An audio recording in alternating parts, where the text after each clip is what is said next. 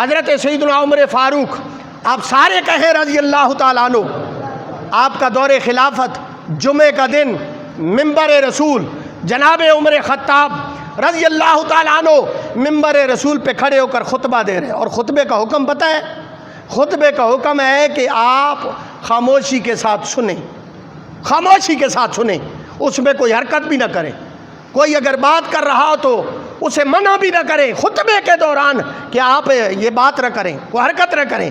حضرت سیدنا عمر بن خطاب آپ خطبہ دے رہے ہیں، کھڑے ہو کر اتنے میں جناب امام حسین تشریف لاتے ہیں۔ مسجد نبوی شریف ہے، 10 سال کی عمر ہے۔ حضرت مولائے کائنات شیر خدا آپ سامنے بیٹھے ہیں۔ حضرت امام حسین ممبر کے قریب تشریف لائے اور جناب عمر سے فرمانے لگے، عمر یہ تو میرے نانے کا ممبر ہے، ذرا نیچے اترو۔ وقت کا امیر المومنین جب سنا نا، حضرت امام حسین نے جب یہ الفاظ کہے، مولائے کائنات نے حضرت امام حسین کے بازو سے پکڑا اور کہا، بیٹے کیا بات کر رہے ہو، یہ کوئی کرنے کی بات ہے؟ حضرت امیر المومنین نے حضرت مولائے کائنات سے عرض کیا، اے علی شیر خدا، یہ میرا اور حسین کا معاملہ ہے، یہ میرا اور حسین کا معاملہ ہے، بس آپ بیچ میں نہ آئیں۔ عمر بن خطاب آپ نے منبر کو چھوڑا، خطبے کو چھوڑا اور نیچے تشریف لے آئے۔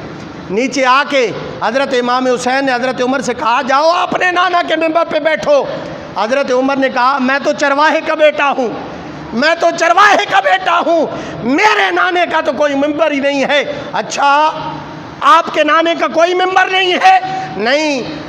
اے امام حسین میرے نانے کا کوئی ممبر نہیں ہے۔ اچھا پھر ایسے کرو، میرے نانے کے ممبر پہ بیٹھ جاؤ، میرے نانے کے ممبر پہ جاؤ، ذرا خطبہ پڑھو، بیٹھ جاؤ۔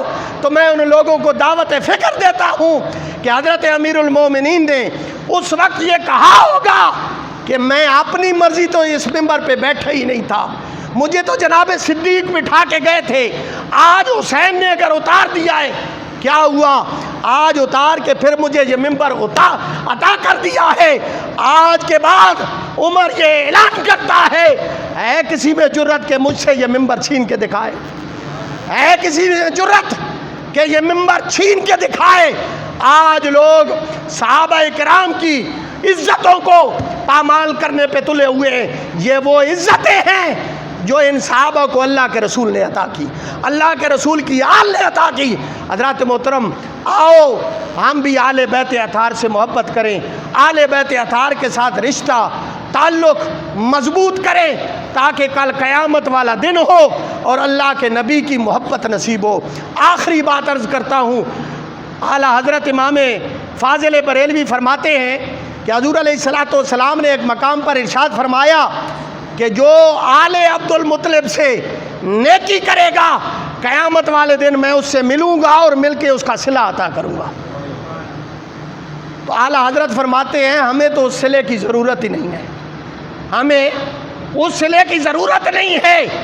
تو مریدین نے پوچھا، یا حضرت کیوں نہیں ضرورت؟ اللہ کا نبی اگر عطا کرے تو ہمیں لینا چاہیے وہ صلہ۔ آپ نے عشق کی بات کہی، آپ نے کہا کیا ہمارے لیے یہ کافی نہیں ہے؟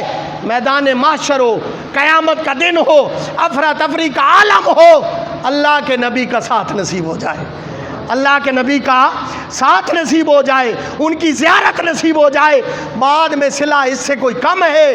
اللہ کا نبی ہمارے ساتھ ہو۔